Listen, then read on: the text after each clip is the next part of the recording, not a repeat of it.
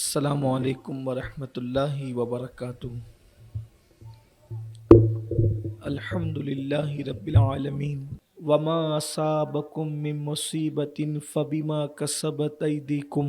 تمام عالم اسلام عید الفطر کے نام سے جانتے ہیں۔ اس کے حوالے سے بڑا خوبصورت خطاب آپ نے حضرت مفتی صاحب قبلہ سے سماعت کر لیا ہے۔ اللہ تبارک و تعالی آپ کی اور ہم سب کی حاضری کو شرف قبولیت عطا فرمائے۔ آج کا دن تجلی کا دن ہے۔ اس یوم کو یوم تجلی کہا گیا ہے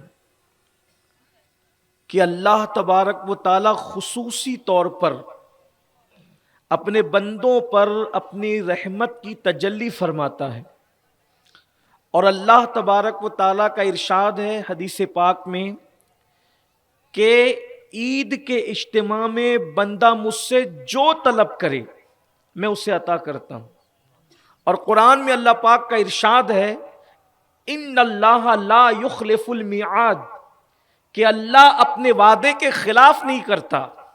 آپ اندازہ فرمائیں، دنیا کا کوئی انسان اگر بہت سچا ہو اور وہ وعدہ کرے کہ بھئی میں یہ تمہیں دوں گا یا یہ کروں گا یا وہ کروں گا، تو کبھی کبھی وعدے کو وفا کرنے والا انسان بھی وعدے کے خلاف کر سکتا ہے، لیکن یہ میرے اللہ کی شان ہے، اس نے کبھی وعدے کے خلاف نہ کیا ہے نہ وہ کرتا ہے۔ اور اس کا ارشاد ہے قل صدق اللہ، اے محبوب فرما دے کہ اللہ سچا ہے۔ تو اللہ پاک کا ارشاد ہے کہ میرا بندہ مجھ سے جو مانگتا ہے، آج کا دن اتنا حسین دن ہے، اتنا خوبصورت دن ہے کہ اللہ کا بندہ اللہ کی بارگاہ میں جو طلب کرے اللہ اسے عطا کرتا ہے۔ اب بتاؤ، جس کا خدا اعلان کر رہا ہو کہ بندوں مانگو کیا مانگتے ہو میں تمہیں عطا کروں گا۔ حدیث پاک میں یہ بھی آتا ہے کہ جب عید کی نماز پڑھ کر مومنین مسلمان اپنے گھروں کی طرف لوٹتے ہیں تو اعلان کیا جاتا ہے اس شان سے اپنے گھر کی طرف لوٹو کہ اللہ نے تم سب کی مغفرت فرما دی، تم سب کی بخشش فرما دی۔ یعنی آج مغفرت کا دن ہے، بخشش کا دن ہے، تجلی کا دن ہے، عطا کا دن ہے، سخا کا دن ہے، جھولیوں کے بھرنے کا دن ہے۔ آپ اندازہ فرمائیں، صرف یقین کی ضرورت ہے کہ بندہ اگر اللہ پر یقین کرے کہ اللہ رب العزت نے جو فرمایا ہے میں نے طلب کرنا ہے، لیکن ساتھ ہی ساتھ یہ بھی ہے کہ جب اللہ پاک عیدگاہ سے لوٹنے والوں کو ایسے معاف کرتا ہے کہ اس کی مغفرت کر دیتا ہے، اس شان سے اس کی بخشش کرتا ہے جیسے وہ ماں کے پیٹ سے پیدا ہوتے وقت گناہوں سے پاک تھا، اس طرح سے اللہ اپنے بندے کو گناہوں سے پاک کر دیتا ہے۔ لیکن کتنا بڑا المیہ ہے کہ مہینے بھر انسان جو گناہوں سے رکا رہتا ہے، عید کے دن ایسا لگتا ہے کہ ایک ہی دن میں یا زیادہ سے زیادہ اگر مبالغے سے کام نہ لیا جائے تو جو عید کی چھٹیوں کے ایام ہے، مہینے بھر انسان جو مسلمان جو گناہوں سے محفوظ رہا، وہ ہفتے بھر میں اس سے بدترین جرائم کے اندر مبتلا ہو جاتا ہے۔ اوروں کی خوشیوں میں اور ہماری خوشیوں میں فرق کیا ہے؟ جو اوروں کی خوشیاں ہیں، جیسے مثال کے طور پر جو دوسرے مذاہب کے لوگ الگ الگ انداز سے تہوار مناتے ہیں، جیسے ایک قوم 31 نائٹ مناتی ہے، کوئی قوم کچھ مناتی ہے، کوئی قوم کچھ، تو وہاں کیا ہے؟ وہاں نشہ ہے، وہاں میوزک ہے، وہاں شراب ہے، وہاں زنا ہے، بلکہ سال بھر اتنا زنا اور شراب نہیں ہوتا ہوگا جتنا 31 دسمبر کو لوگ یہ جرم کرتے ہیں۔ تو یہ ان کا اپنا تہوار ہے، جو حضرت مریم کا نام بھی لیتے ہیں اور ہزاروں مریم صفت عورتوں کی آبرو کو اس رات میں تار تار کرتے ہیں، جو حضرت عیسیٰ کا نام بھی لیتے ہیں اور عیسیٰ جیسی مقدس معصوم ہستی کے نام پر اس طرح کے جرائم کا بازار کھولتے ہیں۔ تو اگر ہم بھی عید کے موقع پر جرائم کرے، گناہ کریں، عیاشی کرے، آوارگی کرے، تو اوروں میں اور ہم میں فرق کیا ہے؟ عید منانے کا مطلب صرف 2 رکعت نماز نہیں ہے، بلکہ ہم جائزہ لیں کہ عید کی چھٹیوں میں کرتے کیا ہیں۔ جو مفتیان کرام دارالافتاء میں بیٹھتے ہیں وہ بتاتے ہیں کہ سال بھر طلاق کے اتنے معاملات نہیں آتے جتنے عید کی چھٹیوں میں آتے ہیں۔ وجہ بہت ساری وجوہات میں سے ایک وجہ یہ بھی ہے کہ عید کی چھٹیوں کے موقع پر انسان جو جی میں آتا ہے کرتا ہے۔ خاص طور پر ہمارے معاشرے میں 2 چیزوں کو بہت پرموٹ کیا جا رہا ہے، ایک تو نشہ ہے، اور نشہ کو جو لوگ پرموٹ کر رہے ہیں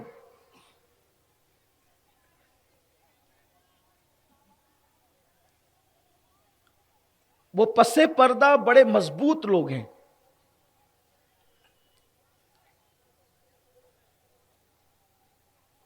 انسان اگر واقعی اپنے ملک اور اپنی ملت سے محبت کرے تو میں سمجھتا ہوں کہ ملک کو نشے سے پاک کیا جا سکتا ہے، لیکن پس پردہ بیٹھے ہوئے لوگ خود نہیں چاہتے، اس لیے کہ شیطانی دماغ رکھنے والے لوگوں کی یہ سوچ اور فکر ہے کہ اب کسی مخصوص طبقے کو نہ کھنجر سے مارا جائے، نہ گولی سے مارا جائے، نہ ہتھیار سے مارا جائے، اس لیے کہ گولی مارنے والے کی گولی کا تو خرچ لگتا ہے، کھنجر مارنے والا بدنام تو ہوتا ہے۔ اسلام دشمن طاقتوں کی سازش یہ ہے کہ ان کو وہ اخراجات بھی نہ آئے، زہر بھی تمہارا ہو، موت کا سامان بھی تمہارا ہو، بیچنے والا بھی تمہارا ہو، خریدنے والا بھی تمہارا ہو، اور دشمن کے دامن پر قتل کا دھبا بھی نہ لگے۔ لاشعوری طور پر معاشرے کے اندر نشے کو پرموٹ کیا جا رہا ہے الگ الگ انداز سے، اور ہمارے 16 17 سال کے لڑکے بچے نشے کے اندر مبتلا ہو کر برباد ہو رہے ہیں۔ نشہ کیا ہے؟ اللہ کے رسول صلی اللہ علیہ وآلہ وسلم نے تمام برائیوں کی جڑ قرار دیا ہے نشے کو۔ جو نشہ کرے گا وہ کام دھام نہیں کر سکتا، کہاں کرے گا؟ وہ کاروبار کہاں کرے گا؟ اور جب آمدنی نہیں ہوگی اور اخراجات ہوں گے تو پھر کیا ہوگا؟ پھر وہ چوری بھی کرے گا، وہ کسی کے ہاتھوں مس یوز بھی ہوگا، غلط استعمال بھی اس کا کیا جائے گا۔ ایک ملک کے اندر تمام فوج کو کھڑا کیا گیا اور اسلام کے خلاف اس کو استعمال کیا گیا، آپ ان کی پوری تاریخ اٹھا کر کے پڑھ لیں، وہ سب کے سب عیاش اور نشیڑی لوگ تھے۔ وہ اللہ اکبر بول کر کے کھڑے ہوئے، لیکن جب بعد میں پردے اٹھے تو پتا چلا کہ یہ تو عیاش اور نشیڑی لوگ ہیں۔ اس لیے کہ جو مسلمان ہوگا، واقعی مسلمان ہوگا، جو رحمت للعالمین کا امتی ہوگا، اس کے سینے کے اندر رحم ضرور موجود ہوگا۔ جس کے سینے میں رحم نہیں ہے اس سے رحمت للعالمین کا کوئی تعلق نہیں ہے۔ مسلمانوں کی پہچان کیا تھی؟ اللہ کے رسول صلی اللہ علیہ وآلہ وسلم نے ارشاد فرمایا، راستے سے تکلیف دینے والی چیز کو ہٹا دینا بھی ایمان کے شعبوں میں سے ایک شعبہ ہے۔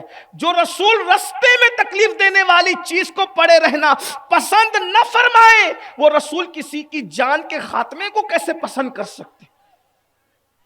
اللہ کے رسول صلی اللہ علیہ وآلہ وسلم نے اپنی پوری زندگی میں کم و بیش 27 یا 29 جنگیں لڑی ہے، اور ان 27 سے 29 جنگوں کے اندر صرف 1000 لوگ کام آئے ہیں، اور 1000 لوگ کے کام آنے کے بعد پوری دنیا کے اندر انقلاب آ گیا ہے۔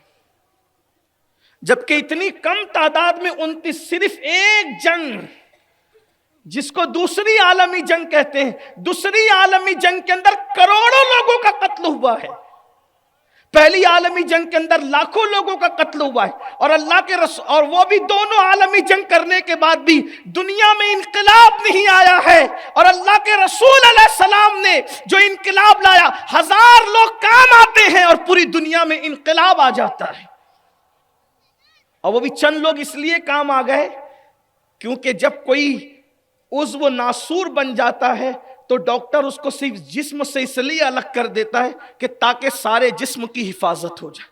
تو سماج کے کچھ ایسے لوگ تھے جن کا دنیا سے چلا جانا پوری دنیا کے لیے فائدے مند تھا، اس لیے ان کو رخصت کر دیا گیا. اور وہ 1000 لوگ رخصت ہوئے اور پوری دنیا کے اندر اس کے بدلے میں انقلاب آیا. کون سا انقلاب؟ جس میں حالت یہ ہے کہ جانوروں کے حقوق بھی بتا دیے گئے. کوئی مذہب دنیا میں ایسا نہیں ہے جہاں پر مرغی کا حق بھی بتایا گیا ہو.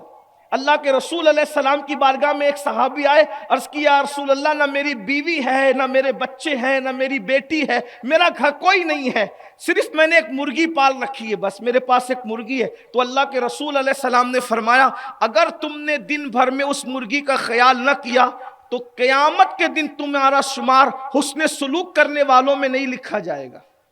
آپ اندازہ فرمائیں، آپ اندازہ کریں کہ جو رسول مرغی کا حق بتائے، اور صحابی سے کہا جا رہا ہے زمین پر سب سے بہترین مخلوق کا نام انبیاء کے بعد صحابہ کہا جاتا ہے.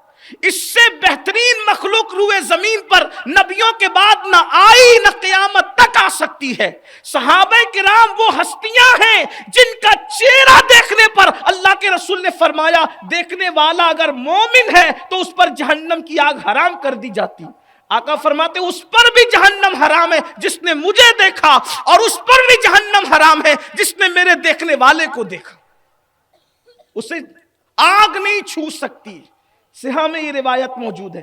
اندازہ فرمائے صحابی سے کہا جا رہا ہے اگر تم نے مرغی کے ساتھ خیال نہ کیا، حسن سلوک نہ کیا، تو تمہارا نام قیامت کے دن حسن سلوک کرنے والوں کی فہرست میں نہیں ہوگا. اندازہ فرمائے. لیکن میں جو بات عرض کرنے چلا تھا اس سے دور نہ ہو جاؤں، لیکن ایک جملہ کہتے ہوئے آگے بڑھوں گا. جو مذہب مرغی کے ساتھ حسن سلوک کا حکم دیتا ہو، وہ مذہب بیوی کے ساتھ کس طرح حسن سلوک کا حکم دیتا ہو، وہ مذہب ماں باپ کے ساتھ کس طرح سے حسن سلوک کا حکم دیتا ہوگا، وہ مذہب بھائی اور بہنوں کے ساتھ کس طرح سے حسن سلوک کا حکم دیتا ہوگا. تو یاد رکھیے جب کوئی بندہ نشہ کرے گا کاروبار نہیں کر سکتا. نتیجتاً کیا ہوگا؟ خرچ اس کے ہوں گے، چوری کرے گا، ڈکیتی کرے گا، جرائم پیشہ بنے گا. اور جب بیوی کے حقوق ادا نہیں کر سکے گا تو نتیجے کے طور پر کیا سامنے آئے گا سوچے.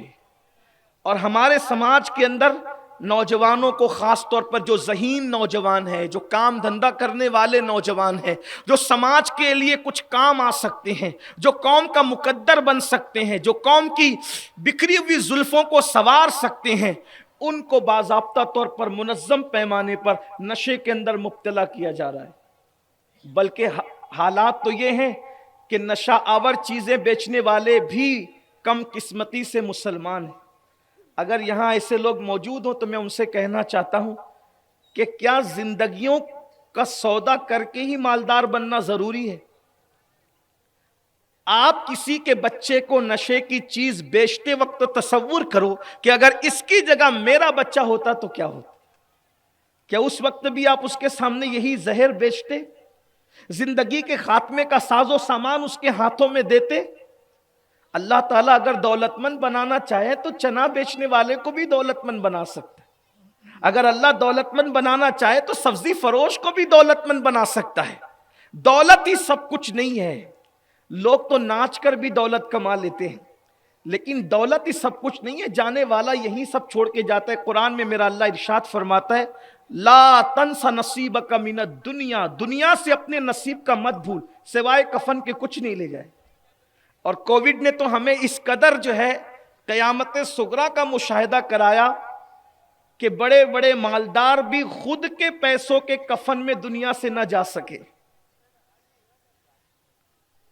غور فرمائیں. حالانکہ جو کووڈ میں گئے وہ شہید ہے، میں ان کو کوئی نکتہ چینی نہیں کر رہا ہوں، لیکن انسان عبرت تو حاصل کرے. میرا اللہ فرماتا ہے فَاعْتَبِرُوا يَا أُولِي الْأَبْصَارِ، اے آنکھ والو عبرت حاصل کرو. مال کے پجاریوں سوچو کہ کبھی کبھی تو خود کے پیسے کا کفن بھی نصیب نہیں ہوتا انسان کو، اور انسان موت فروش کر موت کو جب وہ بیچنے کے لیے نکلا ہے، موت فروشی کے لیے نکلا ہے. اللہ کے بندو توبہ کرو، اس لیے کہ کسی کو دکھ دے کر کے تم کبھی سکھ نہیں کما سکتے، سکون اور چین کی نیند نہیں سو سکتے، اس لیے کہ دولت سے نرم گدے خریدے جا سکتے ہیں، دولت سے کبھی سکون کی نیند نہیں خریدی جا سکتی۔ اس لیے اگر حرام کاروبار کوئی کر رہا ہے تو میری اس سے گزارش ہے، آج تو توبہ کا دن ہے، قبولیت کا دن ہے، تجلی کا دن ہے، مغفرت کا دن ہے، بخشش کا دن ہے، اور یہی نشہ پھر انسان کو خودکشی کی طرف بھی لے جاتا ہے۔ اس لیے کہ جب نشہ کرتے کرتے انسان آگے بڑھتا ہے، بے چینی، بے قراری، اضطراب، پھر وہ ڈپریشن کا بھی شکار ہوتا ہے، اور ڈپریشن پھر کبھی اس کو پھانسی کے پھندے پہ لٹکنے پہ مجبور کر۔ جب نشہ کرتا ہے کچھ کما دھما نہیں پاتا ہے تو قرضہ بھی لیتا ہے، قرض کے بار تلے دبتا ہے، پھر خودکشی کی طرف جاتا ہے۔ میں یہ نہیں کہہ رہا ہوں کہ صرف نشے سے ہی لوگ خودکشی کرتے ہیں، لیکن ایک سبب یہ بھی ہے، اور ویسے تو لوگ خودکشی پتہ نہیں کیوں کرتے۔ لوگوں کا ذہن یہ بنا ہوا ہے کہ اگر خودکشی کر لیں گے تو دنیا کی جھنجھٹ سے نجات پا جائیں گے، لیکن شاید ان کو نہیں پتا کہ ایک مرتبہ انسان خودکشی کر لے تو اس کے بعد وہ نجات نہیں پا سکتا۔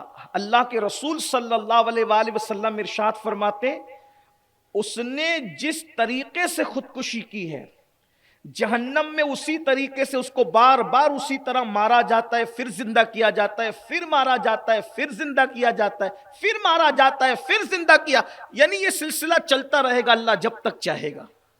مطلب کیا؟ اگر کسی نے پھانسی لے لی، میری قوم کے جوانوں سے میری گزارش ہے، مایوسیوں کی راہ کے مسافر نہ بنو، حالات سے مقابلہ کرنے کا ظرف اپنے اندر پیدا کرو۔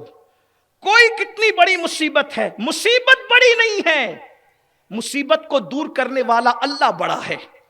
اور اللہ کے رسول صلی اللہ علیہ وآلہ وسلم نے ارشاد فرمایا، اللہ کے رسول فرماتے، جس کا کوئی مددگار نہ ہو اس کا مددگار اللہ اور اس کا رسول ہے۔ اس کا مطلب اگر کوئی تمہارا مددگار نہیں، لوگ کہتے ہیں کوئی مدد کرنے والا نہیں، کوئی امداد کرنے والا نہیں، مدینے سے صدا آ رہی ہے۔ اللہ کے سچے رسول نے 1450 سال پہلے ارشاد فرمایا، جس کا کوئی مددگار نہیں ہے محمد الرسول اللہ اس کے مددگار ہے اور اللہ اس کا مددگار ہے۔ سوچو تو صحیح، جو رسول اشارے سے چاند ٹکڑے کرنا جانتا ہو، جب وہ مدد پر آئے تو پھر کون سی مصیبت ہے جو حل نہیں ہو سکتی؟ جب اللہ مدد فرمائے تو وہ کون سی مصیبت ہے جو حل نہیں ہو سکتی؟ حالات سے دامن بچا کر کے بھاگنا، خودکشی کرنا، یہ مردوں کا کام نہیں ہے، یہ مومنوں کا کام نہیں ہے، اہل ایمان کا کام نہیں ہے۔ اگر کسی نے پھانسی لے لی، حدیث پاک ہے، آگ کے پھانسی کے پھندے پہ اس کو جہنم میں لٹکا کے مارا جائے گا، پھر پھانسی دی جائے گی آگ کے پھندے پر، مر جائے گا، پھر زندہ کیا جائے گا۔ یعنی اسی طریقے سے اس کو اگر اس نے اونچائی سے اپنے آپ کو گرا کر مار ڈالا تو جہنم کے پہاڑوں سے اس کو گرایا جائے گا۔ اگر اس نے چھری اپنے پیٹ میں ڈالی تو جہنم کی آگ کی چھری اس کے پیٹ میں بار بار ڈال کر اس کو ہلاک کیا جائے گا۔ اس نے زہر پیا تو جہنم کا زہر اس کو پلایا جائے گا۔ کون سا سکون مل رہا ہے؟ اس لیے یہ دنیا ہے، حالات کا مقابلہ کرنا سیکھو، حالات سے پریشان مت ہونا۔ اور کون سی مصیبت ہے جو میرے اللہ کے بارگاہ میں حل نہیں ہو سکتی؟ مدد تو طلب کرو۔ اور ایک بات یہ بھی میں آپ کو بتاؤں، کبھی کبھی دعا کرتے کرتے بھی لوگ مایوس ہوتے ہیں اور کہتے ہیں حضرت دعا قبول ہی نہیں ہوتی۔ میرے عزیز، انبیاء کی دعا کے آثار ظاہر ہونے میں بھی کبھی کبھی 50 سال کا عرصہ بیت گیا۔ معصوموں کی دعا، حضرت یعقوب علیہ السلام جس دن سے حضرت یوسف گم ہوئے ہیں دعا کرتے میرے یوسف کو مجھ سے ملا دے۔ جب یوسف علیہ السلام جدا ہوئے تھے اس وقت تو آپ بچے تھے، اور جب ملے ہیں تو آپ بچوں کے باپ بن چکے تھے۔ تو نبی کی دعا کا بھی ظہور کبھی کبھی ہونے میں 50 سال کا عرصہ لگتا ہے۔ حضرت ابراہیم علیہ السلام جوانی سے بیٹا مانگ رہے تھے، داڑھی اور سر کے بال سفید ہو گئے، اس کے بعد اللہ نے بیٹا عطا فرمایا۔ اس میں اللہ کی حکمتیں، اللہ کی حکمت۔ جب نبیوں کی دعاؤں کے ظہور کے لیے بھی کبھی کبھی نصف صدی کا عرصہ بیت گیا، انسان یہ سوچتا ہے کہ ادھر میں طلب کروں اور ادھر اللہ مجھے عطا کرے۔ کبھی ایسا ہوتا ہے کہ فوراً مل جاتا ہے، لیکن کبھی روکا جاتا ہے تو اس میں بھی حکمت ہوتی ہے۔ اللہ کے ہر کام میں حکمت ہے۔ مایوس مت ہو، مایوسی کی طرف نہ جاؤ۔ نشے کا خاتمہ کرنا ہماری ذمہ داری۔ یہ گنبد و مینار کا شہر ہے۔ جو افراد نشہ بیچتے ہیں انہیں سمجھایا جائے، محبت سے سمجھایا جائے، پیار سے سمجھایا جائے۔ مانے تو ٹھیک ہے، ورنہ بہت آسان طریقہ اسلام بتاتا ہے، ایسے لوگوں کا سوشل بائیکاٹ کر دیا جائے۔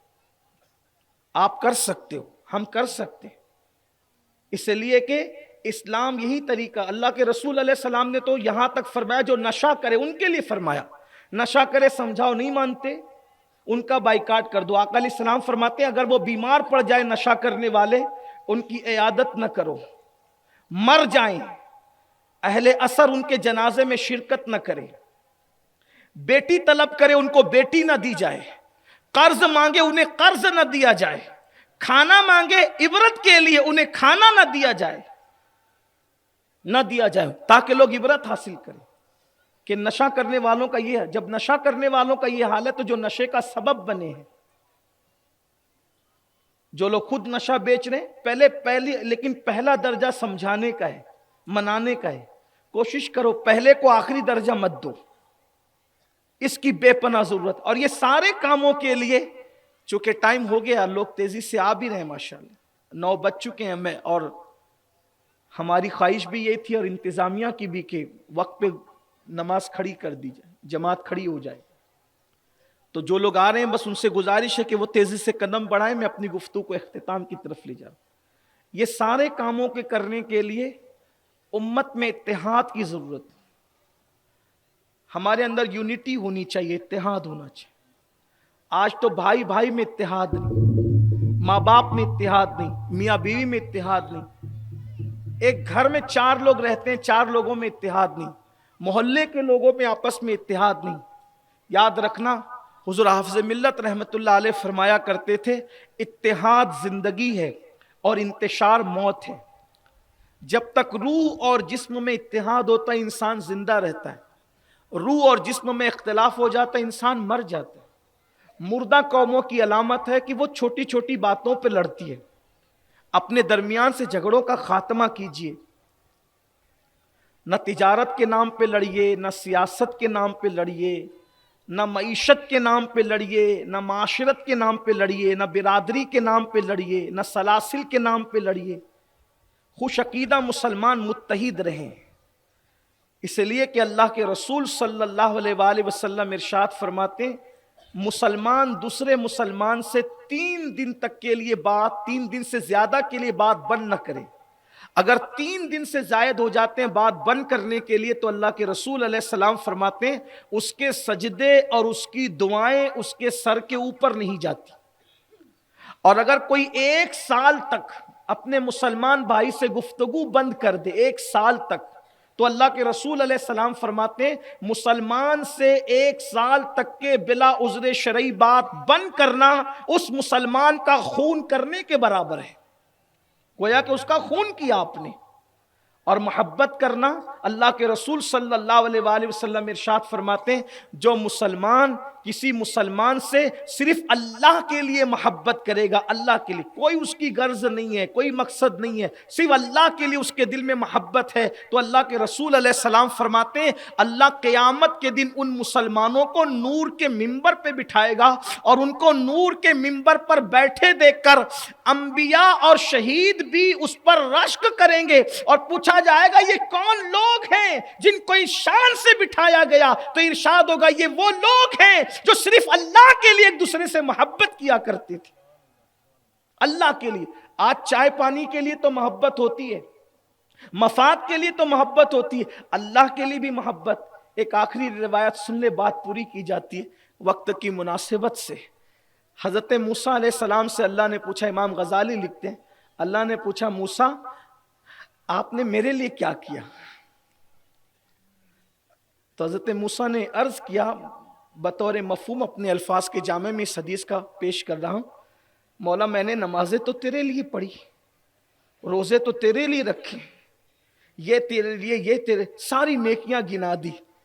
ارشاد ہوتا ہے موسیٰ یہ سب تم نے تو اپنے لیے کیا، میرے لیے کیا کیا وہ بتا.